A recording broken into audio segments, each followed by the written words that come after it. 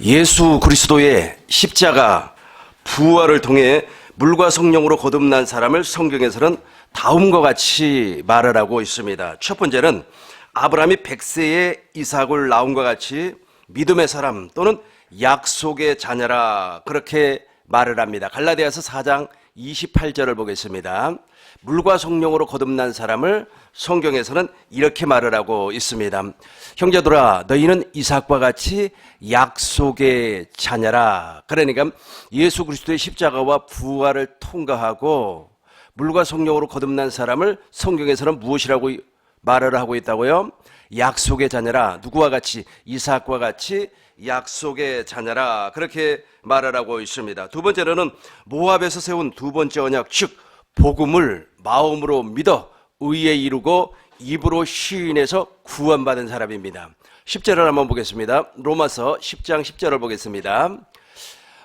사람이 마음으로 믿어 의에 이루고 입으로 시인하여 구원에 이르느니라. 그러니까 사람이 마음으로 무엇을? 복음을 믿어서요. 복음을 듣고 믿었습니다.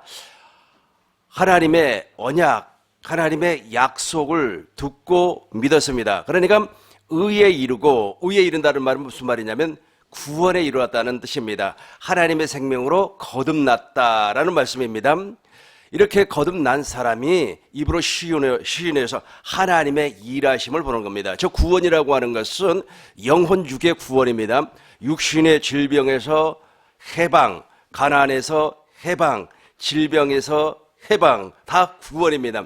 그러니까 물과 성령으로 거듭난 사람은 하나님의 약속의 자녀, 즉 이삭과 같이 약속의 자녀로 태어난 사람은 육체적으로도 건강해요. 그리고 환경적으로도 정말로 좋은 환경에서 살 수가 있습니다. 가난하게 살지는 아니에요.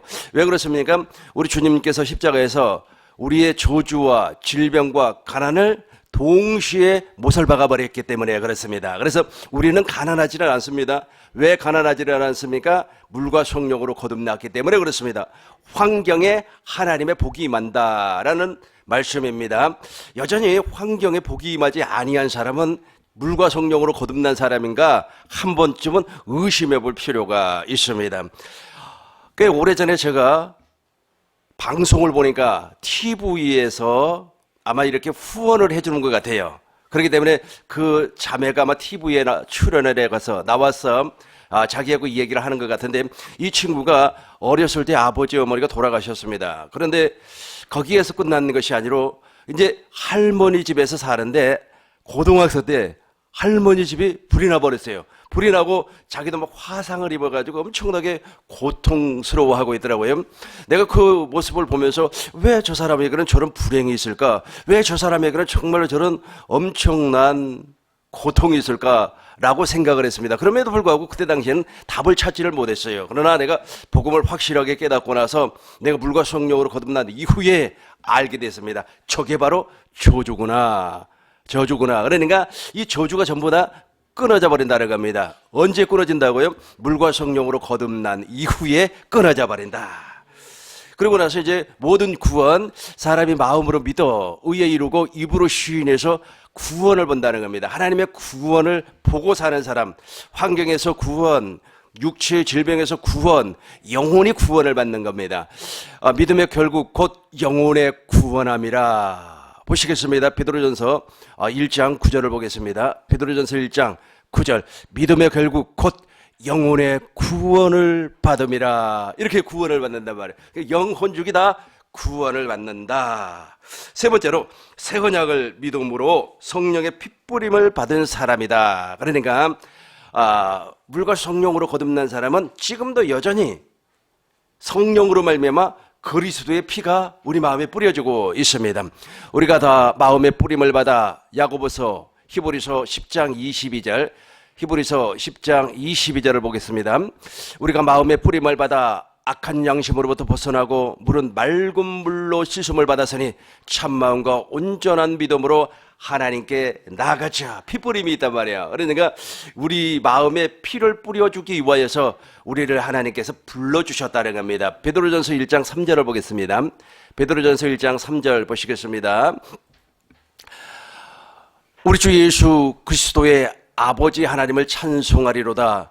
그의 많으신 긍휼대로 예수 그리스도를 죽은 자 가운데서 부활하게 하심으로 말미암아 우리를 거듭나게 하사, 우리를 거듭나게 하기 위하여서 우리에게 무엇을 주었습니까? 산 소망을 주었다. 베드로 후서를 보겠습니다. 베드로 후서 1장 2절을 보겠습니다. 베드로 후서, 하나님과 우리 주 예수 그리스도를 알므로 은혜와 평강이 너희에게 많을지어다. 왜 우리가 하나님 예수 그리스도를 알 수가 있는가? 3절을 보겠습니다. 3절, 그의 신기한 능력으로 생명과 경건에 속한 모든 것을 우리에게 주셨으므로, 우리에게 무엇을 주었습니까? 피뿌림을 주었다는 겁니다. 예수 그리스도의 피뿌림을 주었기 때문에 우리가 물과 성령으로 거듭나서 하나님을 알고 예수 그리스도를 아는 사람이 되었다라는 겁니다. 우리를 부르신 이를 알므로 말미암아, 계속해서 4절을 보겠습니다. 4절, 이로써 그 보배롭고 지극히 큰 약속을 우리에게 주사 이 약속으로 말미암아 너희가 정욕 때문에 세상에서 썩어질 것을 피하여 어디에? 신성한 성품에, 신의 성품에 참여하는 자가 되게 하려 하셨느니라. 이게 바로 구원받은 사람이에요. 이렇게 구원받기 위하여서 우리에게 무엇을 뿌려준다? 피를 뿌려주신다 라는 말씀입니다. 따라서 성경은 물과 성령으로 거듭난 사람을 새 사람이라고 그렇게 말을 하는 겁니다. 에베소서 4장 24절에 보니까 하나님을 따라 의와 진리와 거룩함으로 새 사람을 입으라. 그래서 물과 성령으로 거듭난 사람을 성경에서는 새 사람이다. 그리고 고린도후서 5장 17절에 보니까 새로운 피조물이다. 그렇게 말을 하고 있습니다. 갈라디아서 4장 19절을 보니까 그리스도의 형상으로 태어난 자, 그렇게 말을 하고 있습니다. 그리고 복음으로 나음을 받은 사람, 복음으로 태어난 사람, 이렇게 말을 하고 있어요. 내가 구원받은 사람, 다시 말해서 물과 성령으로 거듭난 사람을 성경에서는 새 사람이다, 새로운 피조물이다, 그리스도의 형상으로 태어난 사람이다, 복음으로 말미암아 거듭난 사람이다, 그렇게 표현을 하고 있습니다. 그러기 위해서는 무엇이 선제 조건이 되어야 된다고 그랬습니까? 복음을 믿음으로, 하나님의 언약을 믿음으로 말미암아 우리가 구원을 받는 겁니다. 다시 한번 더 살펴보도록 하겠습니다. 로마서 1장 16절을 보겠습니다. 로마서 1장 16절, 내가 복음을 부끄러워 아니하노니 이 복음을 모든 믿는 자에게, 복음을 믿어야만이 구원이에요. 이 복음은 모든 믿는 자에게 구원을 주시는 하나님의 능력이 됨이라. 그러니까 저 복음과 구원 사이에, 복음과 구원 사이에 무엇이 하나 존재하고 있습니다. 그 존재함이 무엇이냐면 회개입니다. 그러니까 복음을 믿는 사람은 회개를 통하여서 구원, 즉 하나님의 나라로 들어갈 수가 있다는 겁니다. 계속해서 17절을 보시겠습니다. 복음에는 하나님의 의가 나타나서, 복음에는 반드시 하나님의 의가 나타납니다. 그러니까 구원받은 사람에게는 저 하나님의 의, 즉 증거가 있어요. 증거가, 예수 믿는 증거가 있습니다. 요한일서 5장 9절을 보겠습니다. 요한일서 5장 9절, 만일 우리가 사람들의 증언을 받을진대 하나님의 증거는 더욱 크도다. 하나님의 증거는 이것이니. 그러니까 여러분이 정말로 복음으로 말미암아 구원을 받았다면 증거가 있어야 돼요. 그 증거가 없으면 그 사람은 거듭난 사람이 아닙니다. 그 아들에 대하여 증언하시는 것이라. 10절을 보겠습니다. 하나님의 아들을 믿는 자에게는 자기 안에 증거가 있고, 그죠? 이 증거가 있어야 돼요. 우리 잘 말하죠. 증거 있어? 증거 있어? 그러잖아요. 그리고 너 진짜 예수 믿는 사람이야? 너 거듭난 사람이야? 거듭났다면 증거 한번 내놔봐. 증거 내놔봐. 그런단 말이에요. 그러니까 한번 보겠습니다. 하나님의 아들을 믿는 자는 자기 안에 증거가 있고, 하나님을 믿지 아니하는 자는 하나님을 거짓말하는 만드나니, 이는 하나님께서 그 아들에 대하여 증언하실 증거를 믿지 아니하였음이라. 그러니까 하나님의 생명으로 거듭나지 아니한 사람은 거짓말쟁이에요. 증거가 없으면서도 증거 있다 그래요. 그러니까 나 예수 믿어, 나 기독교 신자야. 그러면서 증거 한번 내놔봐, 증거 내놔봐. 그러면 증거를 못 내놓으면 어떻게 되는 겁니까? 거짓말쟁이. 그럼 증거가 무엇인가 보시자고요. 11절부터 12절까지 보겠습니다. 또 증거는 이것이니 하나님이 우리에게 생명을 주신 것과 이 생명이 그 아들 안에 있는 그것이라. 증거는 바로 하나님의 생명입니다. 12절을 보겠습니다. 12절. 아들이 있는 자에게는 무엇이 있고 생명이 있고 하나님의 아들이 없는 자에게는 무엇이 없어요? 생명이 없다. 생명이 없으면서도 있는 척한단 말이에요. 그래서 거짓말쟁이다라는 겁니다. 그래서 복음에는 하나님의 의가 나타난다는 말은 무슨 말입니까? 증거가 나타난다는 거예요. 증거가 나타나는 거예요. 증거가 나타나는 거예요. 그래서 복음을 믿는 사람은 구원을 주시는 하나님의 능력, 그 가운데 끼어 있는 것이 무엇이라고 그랬습니까? 회개를 통하여서 육신의 생명을 완전히 십자가에 못 박아 무덤의 장사를 지내고 하나님의 생명으로 거듭나니까 이 사람에게는 무엇이 나타나더라? 증거가 나타나더라는 거예요. 증거가 나타나더라는 겁니다. 제가 목사라고 하는 증거가 있습니까? 없습니까? 있어요. 저는 그리고 내가 사람이라는 증거가 있습니까? 없습니까? 있어요. 나에게는 왜 있습니까? 생각도 하고 마음도 먹고 그리고 본능대로 살지 아니하는 것이 증거란 말이에요. 그런 것처럼 우리가 거듭난 사람이라면 반드시 증거가 있어야 돼요. 그 증거가 무엇이라고요? 복음에는 하나님의 의가 나타나서 믿음에 이르게 하나니 오직 의인은 믿음으로 말미암아 살리라 함과 같으니라. 이때부터 믿음으로 사는 거예요. 이 증거로 살아간다는 겁니다. 이렇게 거듭난 사람을 성경에서는, 특별히 신약 성경에서는 5가지로 표현을 하고 있습니다. 첫 번째부터 한번 살펴보도록 하겠습니다. 첫 번째, 그리스도의 몸이다. 그렇게 말을 하고 있어요.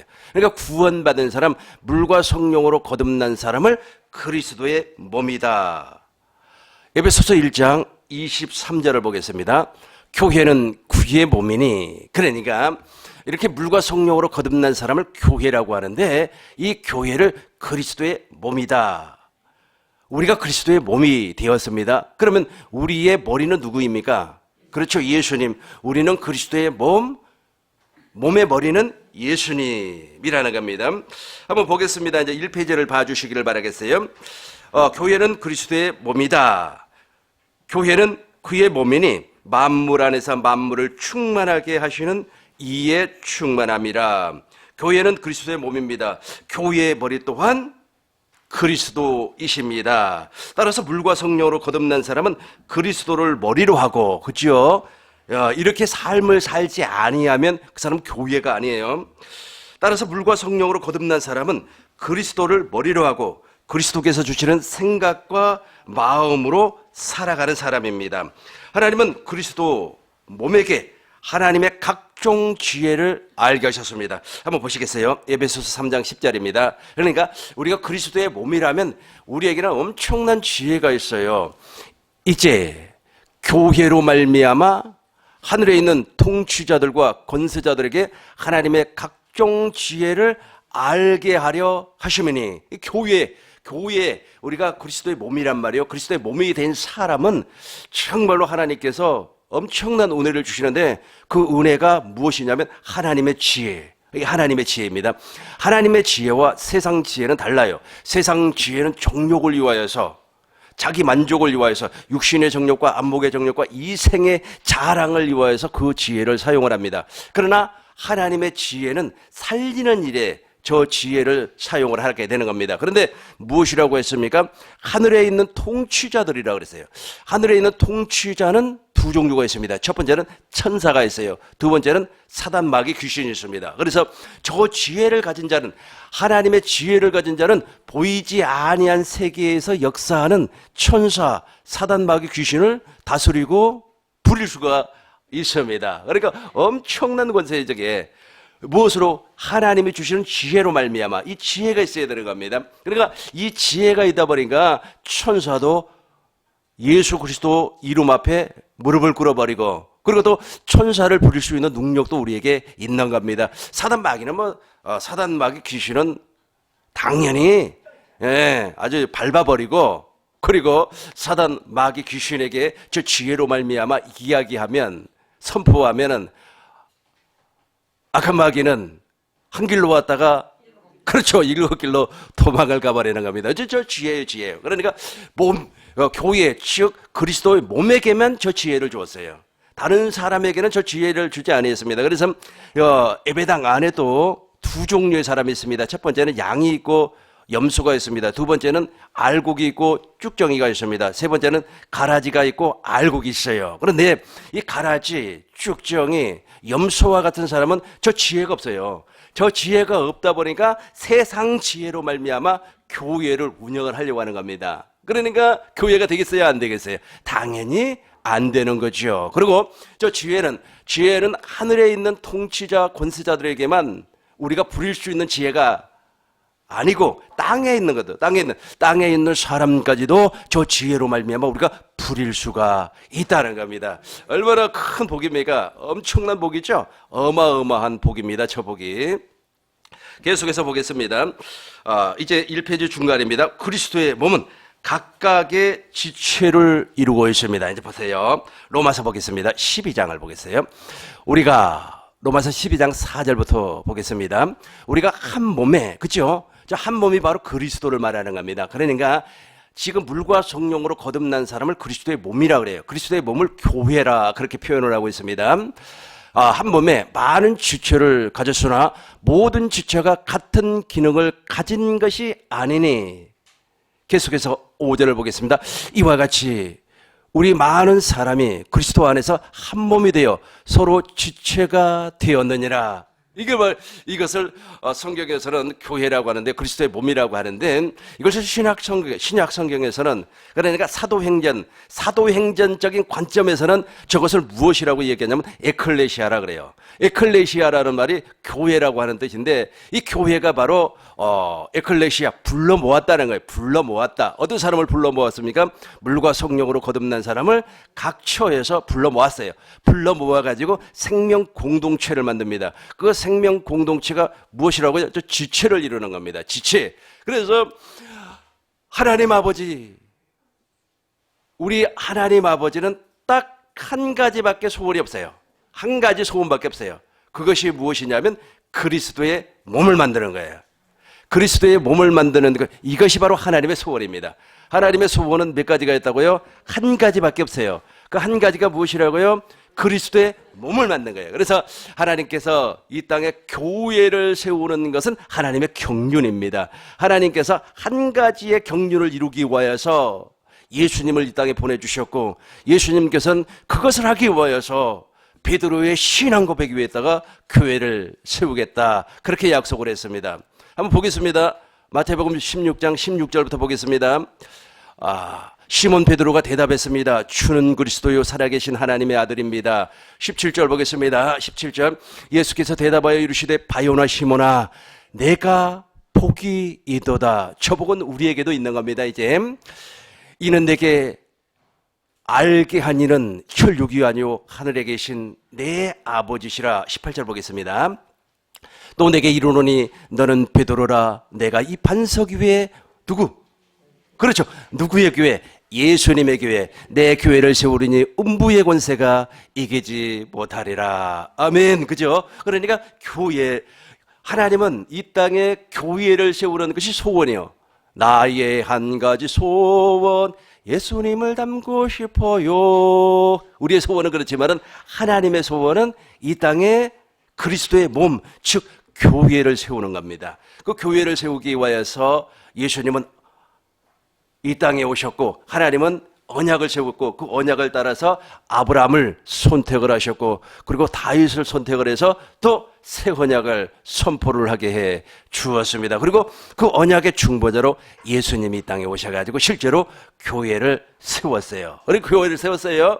저 교회를 세웠습니다. 그런데 교회가 된 사람이 생명 공동체가 되기 위해서 우리 주님께서 성령 하나님께서 불러 모았다는 겁니다. 이 불러 모았다는 말이 무엇이라고요? 에클레시아. 그래서 불러 모은 사람들이 그리스도의 몸이 돼서 지체를 이루는 겁니다. 어떤 사람은 팔과 같은, 어떤 사람은 다리와 같은, 어떤 사람은 손과 같은 일을 할 수 있게끔. 그래서 예수님의 한 가지 소원도 무엇입니까? 이 땅에 당신의 몸을 만드는 겁니다. 이게 엄청나게 중요해요.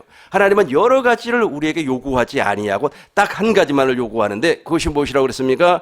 당신의 몸, 즉 그리스도의 몸을 만드는 겁니다. 그래서 그리스도의 몸들이 이제 모였어요. 여기에서 왔습니다. 뭐 저쪽 지역에서 왔습니다. 아니면 수도권에서 왔습니다. 지방에서 왔습니다. 해서 다 모였어요. 모였으면 그것을 무엇이라고 한다고요? 지체라. 그렇게 말을 해요. 이 불러 모으는 과정을 에클레시아라. 그렇게 말을 하는 겁니다. 계속해서 한 번 더 보겠습니다. 갈라디아서 3장 28절을 보겠습니다. 갈라디아서 3장 28절. 너희는 유대인이나 헬라인이나 종이나 자유자, 이게 지체라고 하는 겁니다. 그러니까 어떤 사람은 물과 성령으로 거듭나기 이전 그리고 이후에 이 세상적인 신분으로서는 유대인이었어요. 또 헬라인이었습니다. 어떤 사람은 종이었어요. 어떤 사람은 자유인이었, 또 어떤 사람은 남자였습니다. 어떤 사람은 여자였어요. 그럼에도 불구하고 물과 성령으로 거듭난 사람을 이렇게 모아서 지체를 이루어 버리니까 무엇이 되어버리는 겁니까? 그리스도 예수 안에서 하나가 되는 겁니다. 하나가 되는 거예요. 저와 여러분들이 하나가 되어 있을 때, 그리스도의 몸이 완성이 되는 겁니다. 하나님은 그걸 원하고 계셔요. 하나님은 무엇을 원하고 계신다고요? 그리스도의 몸을 만드는 거예요. 그렇게 몸이 만들어졌을 때 하나님이 그 몸을 통하여서 일을 하는 겁니다. 하나님은 혼자 일하지 않습니다. 하나님은 절대로 혼자 일하지 아니하고 몸을 만들어서 지체를 이루어서 하나가 되게 해서 하나님의 일을 하는 겁니다. 그래서 이 악한 마귀가 역사하는 교회는요, 분란이 많아요. 왜냐면 악한 마귀는 하나 되는 것을 그렇게 싫어합니다. 그래서 쭉정이가 많은 교회, 즉 가라지가 많은 교회, 즉 염소가 많은 교회는 아주 시끄러워요. 아주 시끄러워요. 그러나 알곡, 즉 물과 성령으로 거듭나서 생명체가 되어 있는 교회는 정말로 하나님의 일을 하는 데 있어서 너무너무 재밌어요. 즐겁고 너무 좋습니다. 십자가, 부활, 즉 세례를 통해서 물과 성령으로 거듭난 사람은 그리스도의 몸입니다. 그리스도의 몸은 지체로 분리된 것이 아니라 그리스도 안에서 무엇을 연합을 이루고 있습니다. 이것은 또 다른 유형론적인 교회입니다. 유형론적인 교회라고 하는 말은 무슨 말이냐면 눈에 보이는 교회라는 겁니다. 지금 저와 여러분들이 한 몸이 되었어요. 한 몸이 되어서 지체를 이루고 있기 때문에 우리 눈에 보이는 유형론적인 교회, 즉 지역교회라 그렇게 말을 하고 있습니다. 지금 내가 표현하고 있는 이 용어는 사도행전에서 말하고 있는 교회를 말을 하고 있습니다. 그러나 본래 교회는 무엇이라고 그랬습니까? 그리스도의 몸. 하나님께서 이 땅에 무엇을 세울 것을 계획을 하셨다고요? 교회를 세울 것을 계획하셨다. 그것을 이유하여서 아담과 여자를 창조를 하셨다라는 겁니다. 하나님께서 아담을 깊이 잠들게 함으로 말미암아 아담의 갈빗대를 취하여서 여자를 만들었습니다. 하나가 두 개가 돼버렸어요. 그런데 결혼을 시켰습니다. 결혼을 통하여서 두 개가 또한 하나가 되게 해 주었다. 그런데 에베소서 5장 31절 보니까 이것은 무엇이라고 그랬습니까? 이 비밀이 크도다. 나는 교회와 그리스도를 말하노라. 그러니까 우리 몸, 그러니까 교회를 그리스도의 몸이라고 그랬습니다. 이 몸과 머리 되신 예수님이 하나가 된다는 겁니다. 머리는 예수님, 몸은 우리가 된다는 거예요. 이것을 무엇이라고 한다고요? 교회라 그렇게 말을 하는 겁니다. 이제 두 번째로 살펴볼 것은 하나님의 가족입니다. 이 부분을 제가 심도 있게 강의를 하도록 하겠습니다. 복음서에서는 1페이지 맨 밑에 부분을 봐주시기를 바라겠습니다. 복음서에서는 약 163회 정도 하나님의 나라를 선포를 하였습니다. 예수님께서 하나님의 나라를 선포를 하셨고 또 하나님의 나라를 비유로 말씀을 하셨습니다. 바실레이아, 이것은 에클레시아와 다른 하나님의 가족입니다. 이 바실레이아라고 하는 말은 하나님의 나라, 즉 하나님의 왕실을 말을 하고 있습니다. 그런데 이 하나님의 왕실 안에는 하나님의 가족들이 살고 있습니다. 그래서 예수님께서도 무엇이라고 표현을 하셨냐 하면 마태복음 26장 31절을 보겠습니다. 마태복음 26장 31절. 그때 예수께서 제자들에게 이르시되 오늘 밤에 너희가 다 나를 버리리라. 기록된 바 내가 목자를 치리니 양의 떼가 양떼, 그러니까 양의 떼, 양무리, 양의 떼, 양떼를 우리 주님께서 어떻게 표현을 하셨냐면 하나님의 가족으로 표현을 하고 있어요. 이 부분을 다시 한번 설명을 하도록 하겠습니다. 물과 성령으로 거듭난 사람을 그리스도의 몸이라 그렇게 표현을 했는데, 이제 두 번째로 살펴볼 것은 물과 성령으로 거듭난 사람을 우리 주님께서 양떼라 그랬어요. 양의 무리라 그랬습니다. 근데 이 양의 무리가 무엇이냐면 가족이라는 말이에요. 가족, 아버지가 있고 자녀가 있는 가족을 말을 하고 있습니다. 가족이라는 겁니다. 계속해서 보겠습니다. 누가복음 12장 23절을 보겠습니다. 누가복음 12장 23절 32절을 보겠습니다. 적은 무리요. 그랬어요. 적은 무리. 그러니까 예수님께서 하나님의 가족을 어떤 식으로 표현을 하셨냐 하면 적은 무리여 무서워 말라 너희 아버지께서 그 나라를 너희에게 주시기를 기뻐하시느니라. 적은 무리. 저 적은 무리는 어디에 사는 사람입니까? 아버지께서 다스리는, 그렇죠, 바실레이아 하나님의 왕실에서 사는 사람이라는 겁니다. 세 번째로 살펴보겠습니다. 요한복음 21장 15절 16절을 보겠습니다. 요한복음 21장 15절 16절을 보시겠습니다. 그들이 초밥 먹은 후에 예수께서 시몬 베드로에게 이르시되 요한의 아들 시몬아 내가 이 사람들보다 나를 더 사랑하느냐 하시니, 계속해서 보겠습니다. 이르시되 주님 구려하이다. 내가 주를 사랑한 줄 주께서 아시나이다. 내 어린 양을 먹이라. 그러니까 내 어린 양이 누구입니까? 하나님의 가족이라는 거예요. 하나님의 가족. 내 어린 양이 무엇이라고요? 하나님의 가족이라는 겁니다. 히브리어로 하나님의 나라를 무엇이라고 하냐면 말쿠트 야훼라는 말입니다. 이 말쿠트 야훼라, 말쿠트라고 하는 말은 무슨 말이냐면 하나님의 왕실이란 뜻이에요. 야훼는 하나님 아닙니까? 하나님께서 다스리는 왕국을 무엇이라고 한다고요? 말쿠트 야훼라, 이 히브리어입니다. 그런데 보세요. 여기에는 누가 사느냐면 하나님의 가족이 산다는 겁니다. 이 페이지를 보시고 이제 제가 설명을 하겠습니다. 여러분들 다 하나님의 가족인 줄로 믿습니다. 여러분들 다 하나님의 가족이 되었습니다. 아주 중요해요.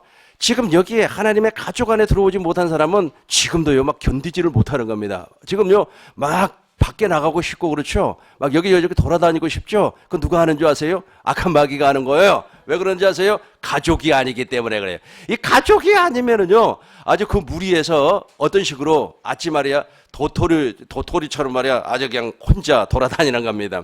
여러분, 개밥의 도토리라고 들어보셨습니까? 그 안에 아주 개가 그것만 먹지 않아요. 그런 것처럼 이렇게 엉키지를 못하는 겁니다. 하나가 될 수가 없어요. 여러분, 그 반죽을 잘하는 사람은 있지 않습니까? 밀가루에다가 물을 탁 어느 정도 붓고 말이야 계속해서 반죽을 합니다. 그러면 반죽이 말이야 착착 찰지게 막 하나가 되어서 딱 만들어져요. 그러고 나서 음식을 만드는 재료가 되는 겁니다. 이게 바로 하나님의 가족이에요.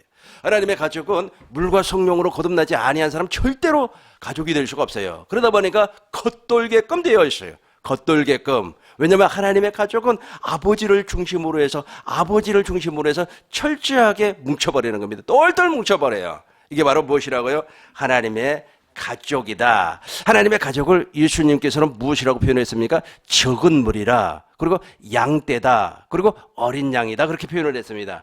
예수님이 표현한 겁니다. 그래서 예수님께서 베드로에게 무엇이라고 했습니까? 부활하신 예수님께서 베드로에게 너가 나를 사랑하느냐 하고 3번을 물어봤습니다. 그러면서 내 어린 양을 먹여라. 즉 내 가족을 돌봐 주어라. 내 가족을 살펴보아라. 그렇게 말씀을 한 겁니다. 구원받은 사람이에요. 구원받은 사람, 이 사람이 바로 노아의 방주 안에 들어가 있는 사람입니다. 노아 방주 안에 들어가 있는 사람은 구원받는 사람이에요. 노아 방주 밖에 있는 사람은 아무리 살려달라고 애원을 해도 구원을 받을 수가 없어요. 그래서 가족이에요, 가족. 그래서 가족이라는 겁니다. 여러분, 집 안에 육신의 가족보다도 진짜 하나님의 가족이 가족이에요.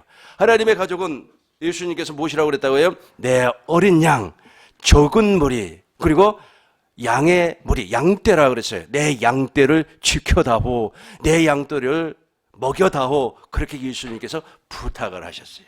여러분들도 그렇지 않습니까? 여러분들 자식이 예를 들어서 뭐 서울이나 아니면 다른 지역으로 이렇게 간다고 가정을 해봐요. 그러면은 아는 사람들에게 부탁하지 않겠습니까?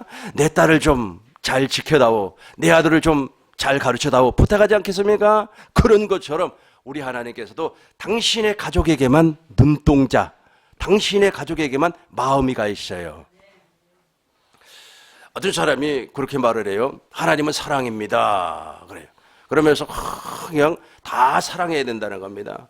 아주 말이야, 어떤 사람도 사랑하고 어떤 사람도 사랑하고 막 다 사랑해야 된다 그래요. 그러나 우리 주님은 다 사랑하지 말라 그랬습니다. 다 사랑하라는 말을 좀 이렇게 표현하기가 좀 그러는데요. 그러니까 하나님께서는 무엇이라고, 예수님께서 무엇이라고 말씀을 하셨냐면 최후의 만찬 때 서로 사랑하라 그랬어요. 가족끼리 사랑하라 그랬습니다. 한번 보겠습니다. 요한복음 13장 34절을 보겠습니다. 새 계명을 너희에게 주노니 무엇이라고 그랬어요? 서로 사랑하라. 다 사랑하라 그러지 않냐고. 뭐 저런 사람 A, B, C, D, A 사람, B 사람, C 사람 다 사랑하지 않냐고. 무엇이라고 그랬어요? 너네들끼리 사랑하라는 거야.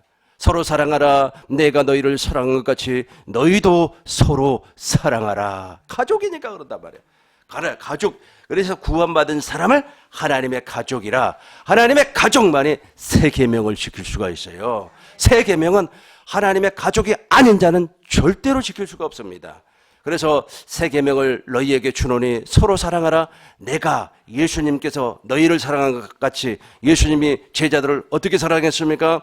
예수님은 아버지를 머리로, 예수님이 이 땅에 교회로 오셨으니까 아버지를 머리로, 아버지가 주시는 생각과 마음으로 사랑을 했다는 겁니다. 예수님은 누구만 사랑했습니까? 선택받은 제자들만 사랑했어요. 그리고 누구를 책망을 했습니까? 바리새인과 서기관들을 독사의 자식이라 하면서 책망을 했습니다. 지옥의 판결을 피할 수가 있겠느냐 하면서 책망을 했습니다. 그럼에도 불구하고 제자들에게는 한량없는 사랑을 주었어요. 저도 마찬가지입니다. 저도 우리 교회 안에서, 우리 교회에서 처음 이렇게 신앙생활 하다가 가버린 사람들이 많이 있어요. 그래서 제가 몇 번 이렇게 권면을 합니다.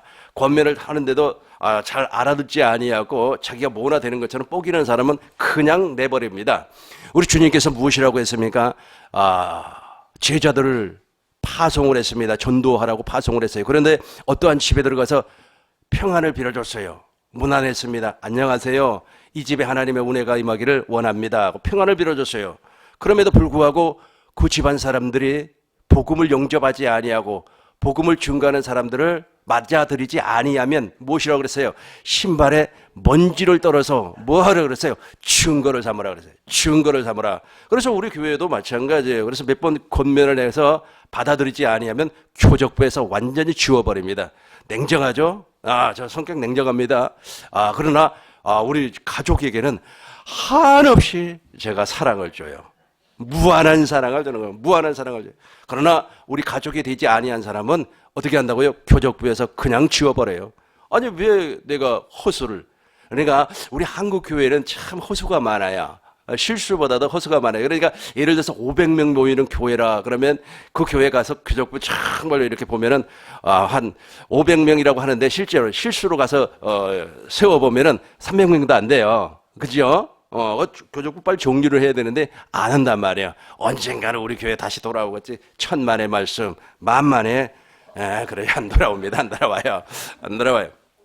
그래서 우리 하나님도 가족, 이 구원받은 사람을 가족이라 그렇게 표현을 했어요. 이 페이지를 봐주시기 바라겠습니다. 하나님의 왕국에는 하나님의 가족이 존재합니다. 여기서 왕은 1차적으로 이스라엘 왕. 이걸 저를 봐주시기 바라겠어요. 하나님께서 이 세상을 창조하시고 그리고 물로 한번 세상을 심판을 해버렸습니다. 그리고 세상을 창조하시고 약 한 2000년이 지나고 나서 한 사람을 선택을 합니다. 그 사람이 누구냐 하면은 아브라함이에요. 하나님께서 아브라함에게 두 가지를 약속을 합니다. 하나는 가나안 땅을 주겠다고 약속을 했습니다. 또 하나는 무엇을 약속했습니까? 아들을 주겠다 약속을 했습니다.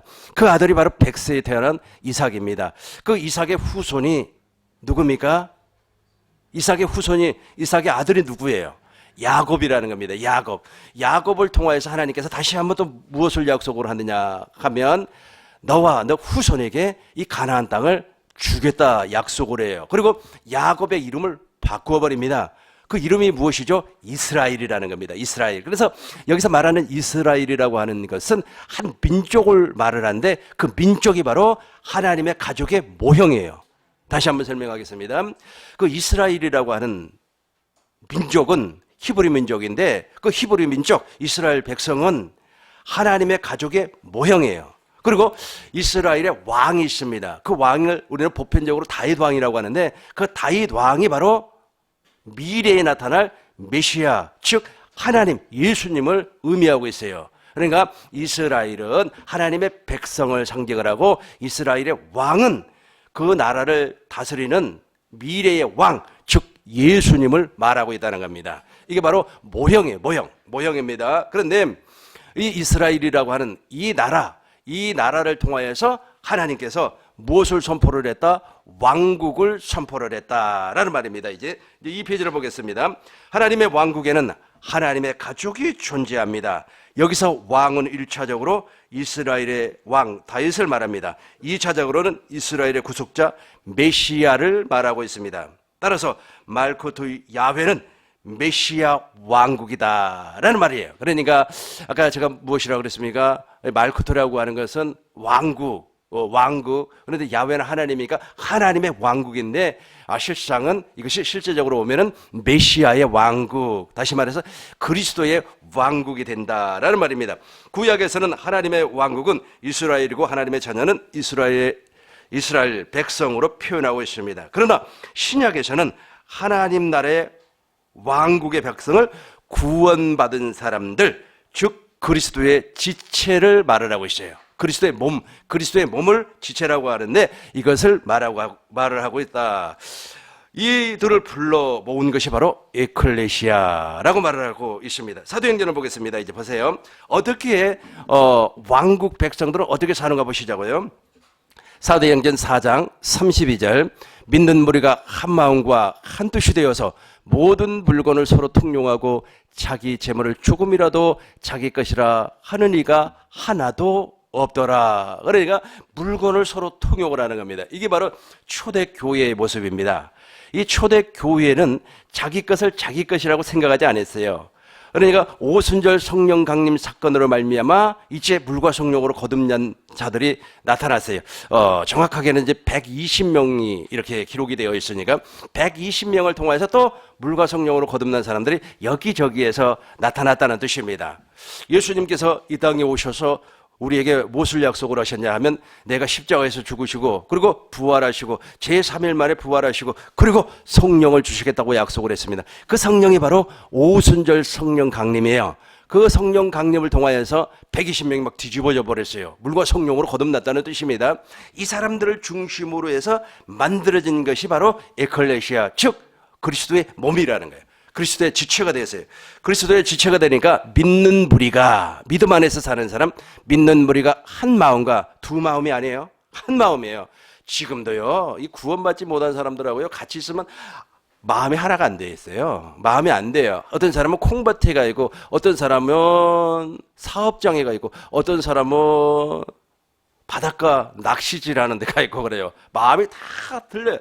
마음이 다 달라요. 다 달라요. 그러나 하나님의 가족이 된 사람은요, 마음이 똑같아요. 믿는 무리가 무슨 마음으로? 한 마음, 두 마음이 아니에요. 딱 한 마음으로 딱 뭉쳐져 있습니다.